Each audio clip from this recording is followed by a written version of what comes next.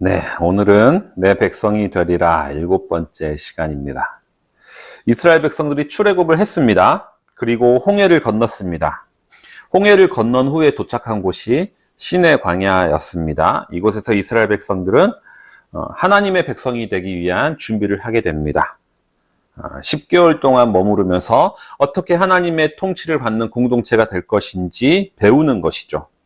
하나님은 자신의 백성을 다스리기 위한 방법을 고안해 내셨는데 그것이 율법과 제사였습니다. 율법과 제사를 통해서 이스라엘은 하나님의 뜻을 알게 되고 그분의 다스림을 받게 됩니다. 이게 이제 지지난주의 내용이었습니다. 이 정도 되면 하나님 나라의 백성으로 충분한 교육을 받은 것 같습니다. 하지만 하나님은 여기서 한 가지를 더 추가하시는데요. 그것이 뭐냐면 절기와 희년입니다. 절기와 희년. 어린이들이 가장 좋아하는 날은 어린이날일 겁니다. 우리나라에서는 어린이의 인격을 소중히 여기고 어린이의 행복을 도모하기 위해서 어린이날을 법정 공휴일로 지정했습니다. 어린이날을 법정 공휴일로 지정하는데 가장 결정적인 역할을, 주도적인 역할을 했던 분이 소파 방정환 선생인데 이분은 아동 노동에 시달리고 그 당시 일제와 어른들의 이중 억압을 당하는 어린이들의 현실을 보면서 이런 일들을 주도했다고 알려져 있습니다. 하지만 세계의 모든 나라에 어린이날이 있는 것은 아닙니다. 실제로 미국과 영국, 프랑스와 같은 선진국들은 어린이날이 없습니다. 반대로 어린이날이 있는 나라들은 중국과 러시아, 인도, 북한과 같은 나라들입니다. 캐나다는 어린이날이 있지만 법정 공휴일은 아니라고 합니다. 즉 이걸 보면 어린이의 인권의식이 높은 나라일수록 오히려 어린이날이 없다는 것을 우리는 알 수 있게 됩니다. 반대로 어린이날이 있다는 것은 그만큼 어린이들이 보호받지 못하는 나라다라는 것을 알려주는 것이죠. 어린이날뿐만 아니라 대부분의 기념일도 마찬가지입니다. 어버이날이 있는 일도 감사의 날이 있는 이유도 그런 기념일이 있다는 것은 그만큼 우리가 잘 못하고 있다라는 것을 보여주는 겁니다. 교회력에 따른 절기들도 있습니다. 우리는 그리스도의 순환을 묵상하는 사순절을 지키고 있고 그리스도의 오심을 기다리는 대림절을 지키고 있습니다. 부활주일이 있고 성탄주일도 있고 추수감사주일도 이렇게 주요 절기로 지킵니다. 그런데 왜 이런 절기를 우리가 지켜야 하느냐 이런 반문을 하시는 분들이 있습니다. 그리스도인이라면 당연히 범사에 감사해야 되는 거 아닙니까? 감사절을 왜 지킵니까?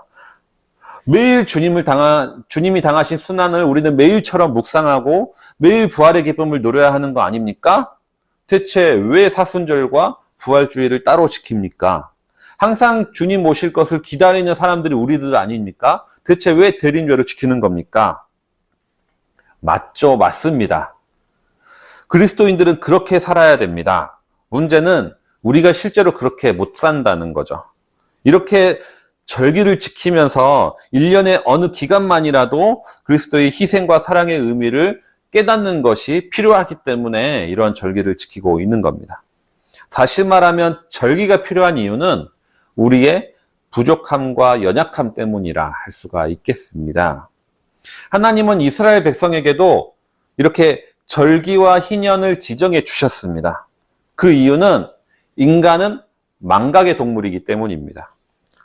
시내 광야에서 생활하고 있을 때는 그 속에서는 하나님의 구원의 감격 속에서 하루하루를 살아갈지 모르지만 언제 그 은혜를 잃어버릴지 모르는 겁니다. 실제로 광야의 길을 걸어가면서 그들은 지속적으로 은혜 망각증에 시달립니다. 그 은혜 망각증의 증세 때문에 계속해서 하나님을 거부하고 다시 돌아가고 싶다 하는 모습을 보게 되는 거죠. 이 절기와 희년은 이러한 인간의 연약함 때문에 하나님이 고안해 내신 방법이라 볼 수가 있습니다. 절기의 목적은 과거를 기념하는 겁니다.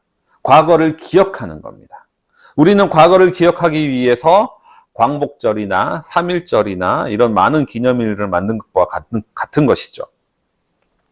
하나님이 광야에 있는 이스라엘에게 명령하신 것은 크게 보면 3대 절기로 요약할 수가 있습니다. 오순절과 유월절과 초막절입니다. 6월절은 이스라엘이 이집트 압제에서 탈출했던 것을 기념하는 절기이죠. 넘어간다라는 뜻으로 10번째 재앙, 즉 처음 난 것을 모두 죽이는 날에 어린 양의 피를 좌우 문설주의 임방에 바른 집들은 그 재앙이 넘어간 것을 기념하는 절기입니다. 이 6월절이 지난 이후 7일 동안은 누룩 없는 빵을 먹는 무교절도 지내게 됩니다. 초막절이라는 것은 광야의 생활을 기억하는 절기입니다. 광야에서 천막을 짓고 살았던 것처럼 실제로 천막을 짓고 그곳에서 생활하는 절기가 이 초막절입니다. 이 초막절을 지니면서 광야에서 그 고생했던 것들을 기억하는 것이죠. 오순절은 맥추절이라고도 하는데 이는 밀추수를 기념하는 절기입니다. 이스라엘 백성들이 이렇게 절기가 되면 실제로 그 과거에 있었던 음식을 먹으며 과거에 있었던 행동을 하면서 기억하고 과거의 역사들을 자녀들에게 가르치는 시간들을 가졌던 겁니다. 과거를 기억하는 것이 절기라면, 그렇다면 우리가 전에도 말씀드렸던 복고주의, 복고 열풍하고 이 절기는 무엇이 다릅니까? 어차피 과거 음식을 먹고 과거를 돌아보는 것은 똑같은 거 아닙니까? 하지만 이러한 절기와 복고주의는 근본적으로 다른 것이 있습니다. 복고주의는 과거에 화려했던 시절을 기억하는 겁니다. 과거에 즐거웠던 추억, 과거에 행복했던 시절을 돌아보는 것이 복고주의, 복고열풍이라고 볼 수가 있습니다. 하지만 하나님이 제정하신 절기는 그 반대입니다. 과거의 고난을 기억하는 겁니다. 과거에 고생했던 어려웠던 기억을 되살리는 것이 이 절기라고 볼 수가 있는 겁니다. 복고주의는 현실이 힘들 때 자연스럽게 나타나는 현상입니다. 경기가 침체되고 경기가 불황일 때 복고가 열풍을 분다고 합니다. 하지만 하나님의 절기는 다릅니다. 오히려 현재가 행복할 때, 현재가 부유하고 살만할 때 과거를 생각하라는 겁니다. 그리고 그때 베풀어 주신 하나님의 은혜를 다시금 기억하라는 것이 이것이 절기의 의미인 겁니다. 하나님이 베풀어 주신 은혜, 하나님의 구원의 역사를 잊어버리는 그 은혜의 망각증은 대부분 잘 살고 있을 때, 별 탈 없이 형통할 때 나타납니다. 우리는 고난 중에 있을 때는 오히려 하나님을 더 붙듭니다. 하나님을 붙잡습니다. 작은 것에도 큰 은혜와 감격을 누리기도 합니다.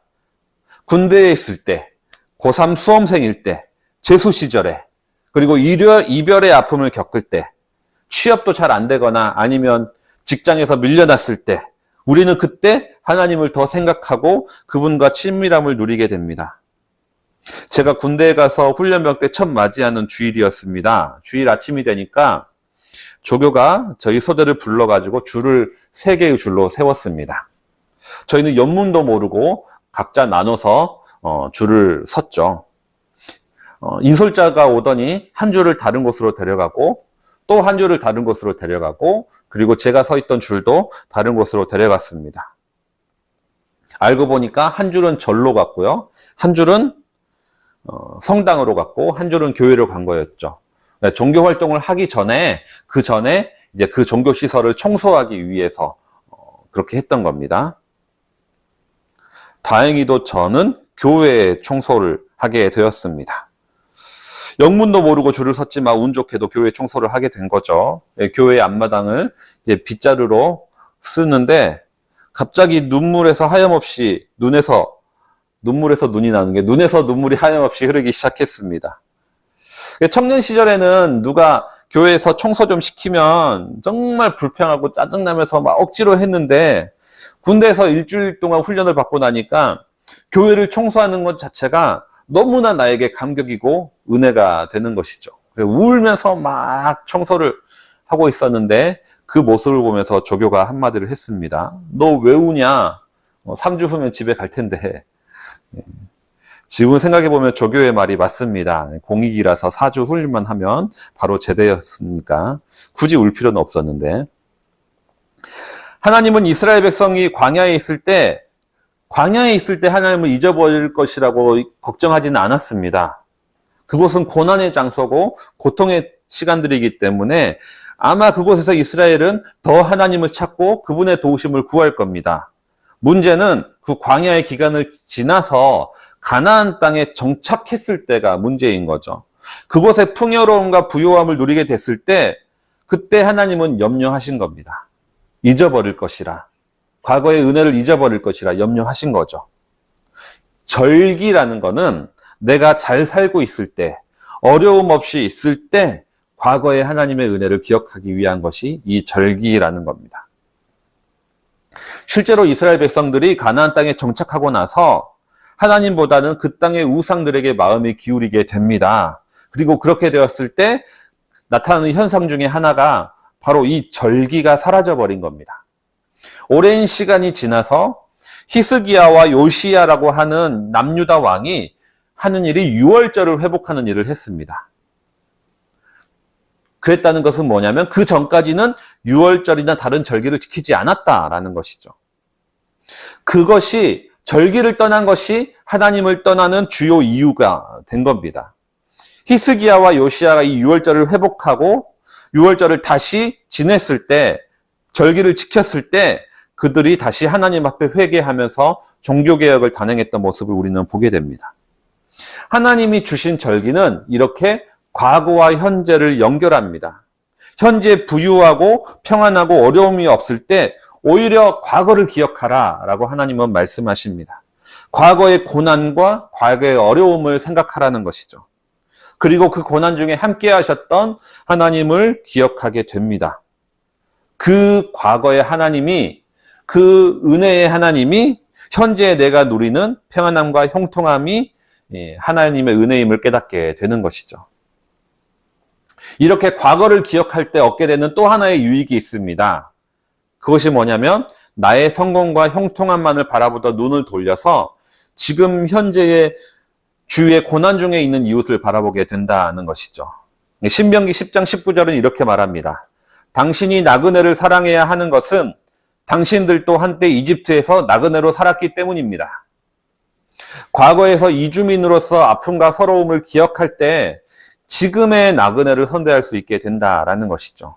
이것도 하나님이 우리에게 과거의 어려움을 기억하라고 하신 이유 중에 하나입니다. 우리나라의 사회적 이슈를 일으키는 사람들 중에 재벌 3세들이 있습니다. 그 중에 대표적인 사건이 대한항공의 땅콩 해안 사건일 겁니다. 각종 드라마에서 패러디 되기도 합니다. 대한항공 오너 일가인 전 조현아 부사장이 기내에서 제공되는 땅콩 서비스에 문제를 삼으며 난동을 부리고 비행기를 되돌려서 수석 승무원을 내리도록 한 사건이죠. 해외에서도 많이 알려지고 화제가 되었던 사건입니다. 재벌 2세까지는 이렇게 수면에 드러나지 않았는데 재벌 3세부터 갑자기 갑질하기 시작하면서 우리나라에서 재벌 3세가 사회적 문제로 등장하기 시작했습니다. 그래서 부자는 3대가 못 간다라는 말이 회자되기도 하고 한국에서는 재벌 3세라는 말이 오너 리스크와 동의어로 취급되기도 하는 것이죠. 최근에는 이를 주제로 한 드라마 재벌집 막내 아들이 인기를 얻기도 했다고 합니다. 그렇다면 유독 재벌 3세에서 이런 일들이 일어나는 이유가 무엇일까요? 2대도 아니고 3세에서만 왜 이런 일들이 일어날까? 어떤 분석 기사는 이렇게 설명합니다. 고생한 창업주 또 그 과정을 지켜본 자식 세대와 달리 1970년, 1980년대 고도 성장기에 태어난 현 재벌 3세들은 경험에서 차이가 있다. 어릴 적부터 경제 호황을 누리며 주변을 둘러볼 줄도 모르고 기업 경영도 편하고 윤이 나는 광고, 정보통신 등에만 집중하는 경향을 보인다. 즉 그들은 과거에 고생한 기억이 없다라는 겁니다. 창업주는 온갖 가난과 어려움을 통해서 성공했고 창업주의 자녀들, 그 2세들은 그 고생을 눈으로 보면서 컸는데 재벌 3세는 태어나 보니 이미 재벌이었다는 거죠. 그러다 보니까 그들은 과거의 고난의 경험이 없습니다. 그리고 다른 이들의 고난과 어려움에 전혀 공감을 못하는 것이죠. 이는 실제로 회사 경험에 엄청난 손실을 가져다주는 오너 리스크의 결과를 가져오기도 합니다. 하나님은 이스라엘에게 절기를 지키라고 명령하면서 과거의 고난과 어려움을 기억하라고 하신 이유가 뭡니까? 그 중에 하나는 이 고난과 경험을 기억할 때 이웃들을 돌아보게 되기 때문입니다. 이렇게 절기는 과거와 현재를 기억하면서 하나님의 은혜를 기억하고 우리의 시선이 이웃들을, 타인을 향하게 만든다라는 것이죠. 절기가 이렇게 과거와 현재를 연결한다면 희년은 그 반대입니다. 현재와 미래를 연결하는 것이 희년입니다.